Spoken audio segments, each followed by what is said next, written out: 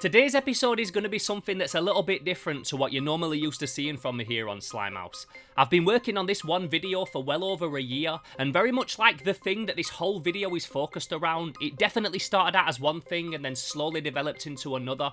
I'm going to be taking you on a bit of a weird journey in this episode, but please stick with me, and I'm going to show you how I went from this to this, and in turn ended up making one of my favourite toy-related projects that I've ever created.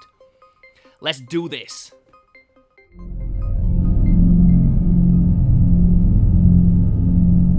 So what I've got right here are a bunch of home-growing edible mushroom kits from a UK-based growing company called Playmates. And as I just mentioned, these are edible mushrooms, but I don't want anybody to get them twisted with another kind of mushroom that some people want to eat, because that's definitely not me. These are very much the type for cooking and eating in regular recipes. Now, when you buy one of these kits, they come with everything that you need to grow your own edible mushrooms, but the actual spores, the fungus that they grow from, don't come inside the boxes. The reason for this is that they have to be kept at a particular temperature to avoid them dying in the box, so when you receive your kit, you get a voucher code that you can redeem on their website, and they send out your spores in the post separately a couple of days later. Now, my mum bought me one of these kits as a gift, and for whatever reason, I couldn't get my code to work, so I messaged Playmates directly on Instagram, and they were super helpful. In fact, they were so cool that they saw what I was doing with Slimehouse and asked me if I'd be up for filming a video on their mushroom kits if they sent me out some extra ones.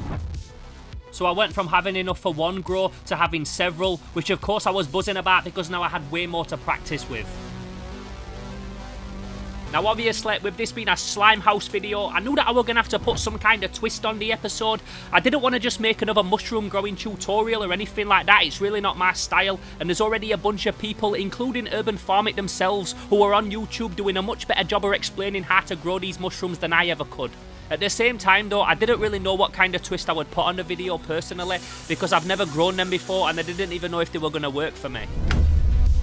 Now, like I said, I've got no previous experience in growing anything like this. In fact, I don't have a great track record with trying to grow anything and keep it alive, so I wasn't even sure how well these were going to turn out, but I followed the instructions as best I could, pouring boiling hot water into these provided substrate bags and trying not to scald myself. Woo! This felt as random as it looks. Pouring boiling hot kettle water into a black bin liner is definitely not something that I've ever felt the need to do before, but it makes sense because what this does is it wets up all the substrate inside the bags, it gets them nice and moist so that the spores can grow amongst it, and it also kills any bacteria that might be inside or any other germs or invaders that might try and fucks with the process.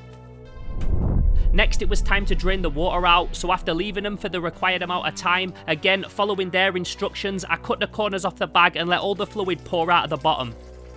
Now, as you can see, so far this is basically just me creating a video documenting my progress of trying to grow mushrooms in my own kitchen. Almost like some first time trying tutorial type thing, which is really not what I wanted and not even what this video ended up being in the end. But at this point I was just trying to get the mushrooms to work, because if I didn't do this properly and the mushrooms didn't end up growing, then I'd have no video anyway.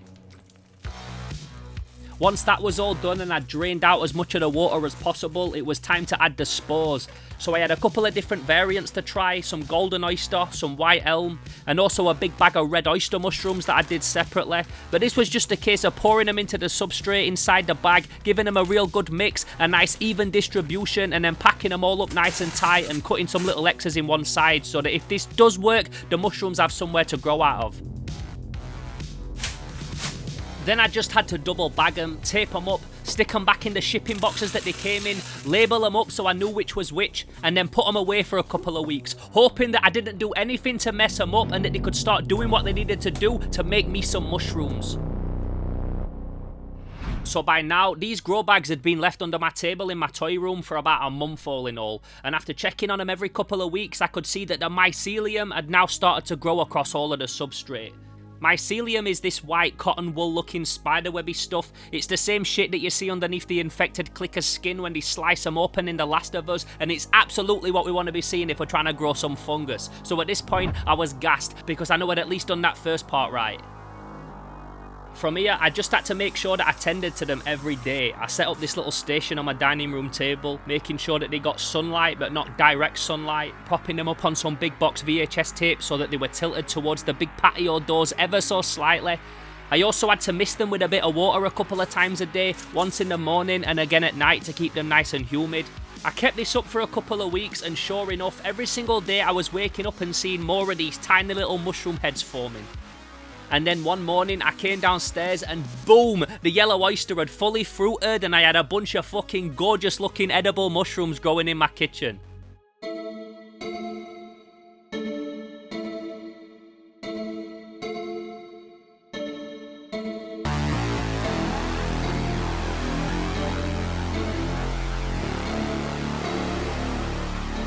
The white elm were also not far behind him, and before I knew it I had 2 giant clusters of these things. It was awesome.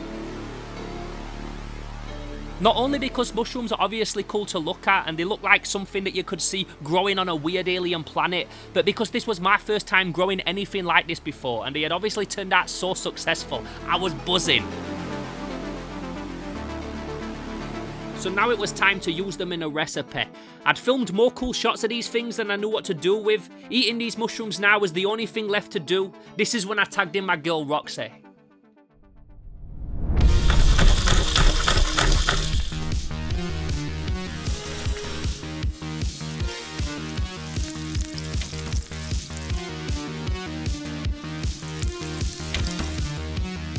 So Roxy's an awesome little chef. It's not a job or anything like that, she's just dope at lots of different stuff and also wicked and bad in the kitchen. So over the next couple of nights, she made us a few various dishes out of all of the mushrooms that I'd grown. So she had lots of cool ideas that she wanted to do with them, but personally, I just wanted to try them on their own first. So I had them on some nice sourdough without too much else going on, just to see what they tasted like on their own. And as someone who is a big fan of mushrooms and loves tasting them in dishes, I can tell you that these were honestly some of the best mushrooms that I've personally ever tasted. And this is just a simple meal. Mushroom, parsley, bit of garlic, and sourdough. 10 out of 10. Now I know that you don't watch Slimehouse for mushroom growing tutorials, I know this, and I know that you also probably don't watch it for food content either. So if you came here today for some retro toy vibes or whatever, you might be kinda disappointed with the video so far. Normally we do videos that are completely different to this on Slimehouse, and don't worry, we will get to the toy part of the video very shortly, but it was also real nice to switch it up a bit and film something a bit different, a bit more outside the box for a change. And it also kind of got me wanting to try and incorporate food into my videos in the future. Not sure how, but the meals Roxy made out of these mushrooms that I'd grown was incredible, and I could fully get used to filming more of this cooking shit if it means I get to eat it all afterwards. So now it's a couple of months later. The mushrooms that I'd grown have been long eaten and given away, and honestly, I'd sat on this footage for months wondering what to do with it all, and how to piece it all together and make it feel like an episode of Slimehouse.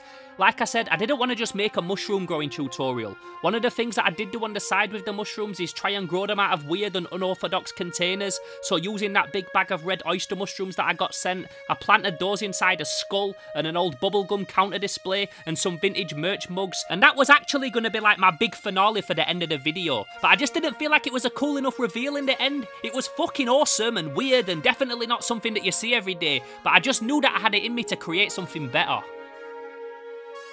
Now obviously the first thing that I tried to do was tie this whole video into some old 80s mushroom themed action figure, but other than the odd minifigure or designer sofubi or Japanese vintage Matango vinyl, there really wasn't any.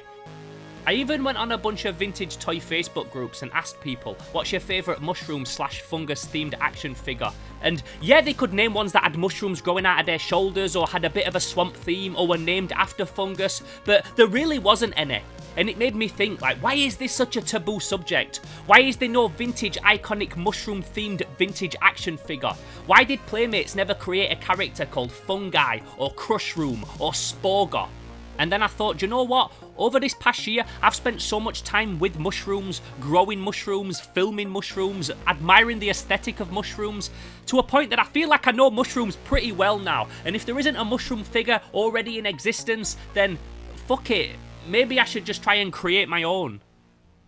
Now over the past few months on my Toy Talk videos, I've been speaking a lot about how I've been getting into 3D sculpting and making my own action figures. I've talked a big game, but I've never really shown anything. Not really. I've shown some little minis that I've made, but nothing proper, nothing articulated, nothing substantial. So what you're about to see is the first reveal of one of my own in-house independent made action figures for the first time ever. I'm gonna go with the name Crushroom because I think that sounds dope and I want to create a cool gnarly looking character to go with that. I'm thinking he should look like a mix between a Playmates mutant and an Inhumanoid and maybe a Ghostbusters ghost. I'm not going to do any pre-planning on this either, I'm just going to go straight in and freestyle it, make it up as I go along with only one rule: it has to be a mushroom. So I didn't want his legs standing just straight forward, I wanted to put him in a bit of a pose because that's how a lot of the Inhumanoids and especially the old Playmates figures, the old Playmates mutants used to be stood, so I want to definitely give him that vibe. It makes it a bit harder to balance him, but I think it'll be worth it for the final product. I've given him these ugly ogre teeth with one protruding forward so that he looks big and menacing. His legs are going to be fixed in position so that they don't move, but his arms are going to be articulated, and I've also created him this big dirty club that looks like it's got a human skull fused inside it.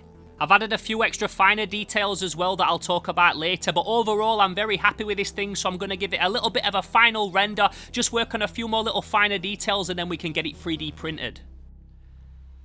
Now, because this guy's going to be pretty chunky, I'm going to have to print him in parts. His body first and his arms and his club separate. Both these prints are going to take about 8 hours as well. And I want to print out a couple of these things to try a few different paint jobs and colour schemes inspired by the mushrooms that I've grown. So this is going to be a very time-consuming process, waiting to see if they all come out okay. Now, what I'm doing here can look kinda complex or pretty clandestine if you haven't done it before.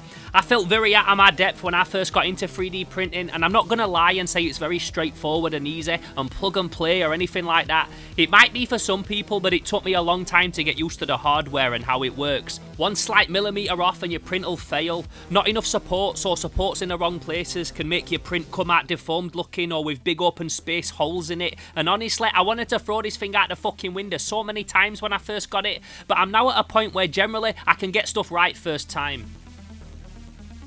So it's about a whole 48 hours later. I've got 3 of these things made. They're looking awesome. I'm very impressed with them. There's a couple of little imperfections that I'm going to be able to clean up now in the post process, so I'm looking forward to getting all the little support marks cleaned off, getting them painted and doing the final reveal.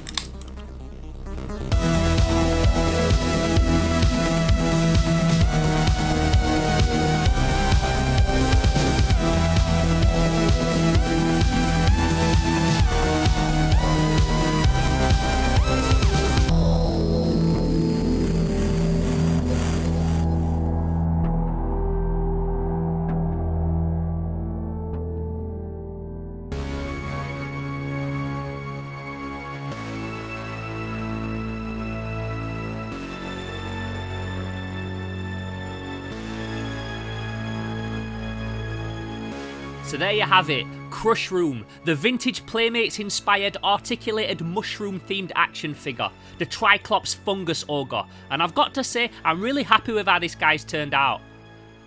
I wanted this paint job to feel like it were inspired by the red oyster mushroom, so he's got that pink colour scheme with some white dots, so it's got that old fantasy toadstool vibe. For his body, I went with a creamy white stem colour, but then with a darker gradient to the airbrushing as we get down to his hands and his feet. I wanted to keep the colour scheme pretty simple on this one, mostly block colouring so it had the 80s action figure vibe, almost feeling like some long lost Playmates prototype that never made it to the shop shelves, and without sounding too big headed or anything like that, I really do think that I've achieved it. I added some small details because they were always really rife on these old Playmate sculpts, so he's got a big snail crawling down his arm, he's got an old fairy door fitted into his back, almost like he was a tree once upon a time. And I really like this big gash that I've given him down his head so he looks like he's been attacked or just split over time. I always like to add scars and gashes to my characters and battle wounds, not only because they're a throwback to all those old gross out gnarly action figures that we loved growing up, but also because it makes them feel lived in and like they've got stories to tell. I've added more little clusters of mushrooms growing all over his body, and overall I just think he turned out fantastic. Like I said, really pleased with this one. For the second figure, I went for a much more 2000 Todd McFarlane Spawn figure vibe, using more inks and dry brushing and texture paints. I wanted to paint this one almost like I would if I was painting a piece of Warhammer. Not quite as detailed because I wanted it to still feel like something that you would buy off a toy rack, but definitely a much more contemporary style. For the mushroom part of this one, I went for a more white-grey colour, mirroring the white elm mushrooms, and made his body look a lot more like tree bark, as if this guy was once a chopped-down tree stump that was infected by mutant fungus spores and then came back to seek revenge on the lumberjacks that cut down him and his family. For Crushroom's Club on the first figure, I sprayed it all one colour so that it felt like an old Playmates accessory, but I did a bit more on this one so it felt a little bit more refined, a little bit more in keeping with the rest of his figure, same for the snail and for his third eye, and it was just cool to see how different they look when you paint them in two completely different styles. I didn't paint the third one as I always like to keep one copy of anything I make in the original colour resin that it was printed in, so I've got three very different looking figures but all equally cool in their own rights, if I do say so myself. It's mad to think now that this figure might have never came around if it wasn't for me getting that original kit from Urban Farmit that my mum bought me, and if it wasn't for that code not working, I would have never had to message him, never got talking and agreed to do a video on him. I would have never filmed all this random footage that I didn't know what to do with and then decide to do a figure inspired by him. Crazy how things work out sometimes. I literally only had this kit in the first place because I think mushrooms look cool and I like eating them and I wanted to try and grow some of my own, and now look where we are. I'm really glad though to have these figures now because not only do they fit so well into my collection, but also because I spent so long growing them mushrooms for weeks and weeks, tending to them every day, that it felt a bit shit to just cut them down and eat them in a couple of hours like they never existed. So having these guys now on my shelf will always be a nice reminder of how much fun it was to grow my own mushrooms and this mad little journey that they took me on. If you did enjoy this video today, then please don't forget to give it a like, and if you haven't already, subscribe to this channel, Slimehouse TV, and go back and binge the back catalogue. I'd also love to know your thoughts on today's episode and what you thought of the action figure that I created at the end of it, Crushroom. Do you think he fit in nicely with the Playmates action figures? Because that's what I was going for, so if you think that, then I'm buzzing. If you want to get yourself some mushrooms that you can grow in your house, whether they're to eat or just for a fun project to see if you can do it, head over to urbanfarmit.com. They're the best place to get these homegrown mushroom kits here in the UK if you want to try them out for yourself. And coming from somebody that's never grown anything like that before but really wanted to try it, then I couldn't recommend them enough. Now, if you want to help support Slimehouse, there's a couple of ways that you can do that. The first way is one that I don't really plug enough, but it's only really relevant to when I'm doing these creative projects. But moving forward in 2023, especially with the toy making and stuff, I'm going to be doing a lot of it. So this is really helpful. I've got an Amazon wish list. So on there is a bunch of tools, some small stuff, some bigger stuff, some materials and things that all help with these creative videos. And like I said, in 2023, I'm going to be doing so much toy making that all that really does help me create these videos and make them possible.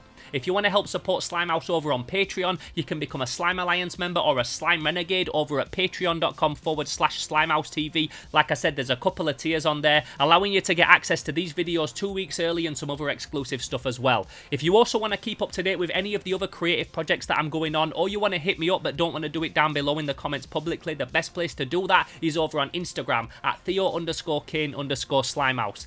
I want to say a massive thank you to Urban Farmit again because they really were helpful, not only sending me the extra mushrooms but constantly being there whenever I had any questions about how these kits work, and also sending me time-lapse footage and that kind of thing. So make sure you follow those on Instagram as well and their YouTube channel. With all that said and done, I really do hope you enjoyed this video today. I'm Theo Kane and I'll catch you in the next one. Until then, I'm gone.